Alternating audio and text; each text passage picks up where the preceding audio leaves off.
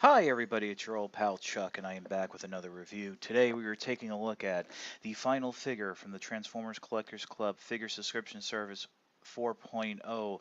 This is Wrecker Impactor.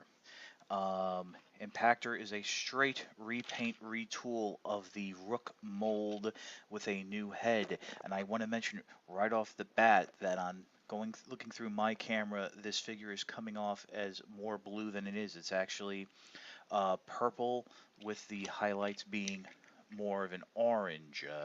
Very strange that it's happening like that, but Impactor is going to be a member of the combiner named Wreckage.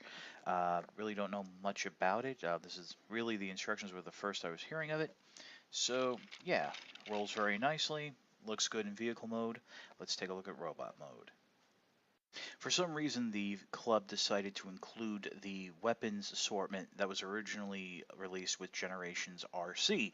On paper, that sounded kind of cool until you remembered that the Rook mold doesn't feature any functioning hands. The only way to hold the blasters of RC are pegging them into the sides of the shoulder here. The swords, which I think were basically the attended weapons, but you get one, you have to get them all, can peg into the front, or at least peg into this hand only.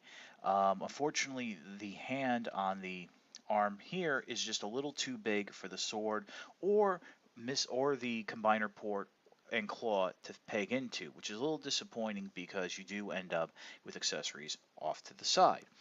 One thing I did notice is on my figure, the hand here is not painted.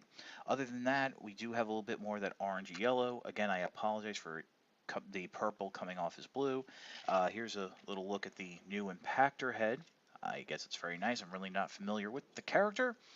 Overall, Figure Subscription Service 4.0 was fun, but I think a lot of collectors were disappointed that by the reuse of molds that had been repainted and retooled several times over in the Combiner Wars line.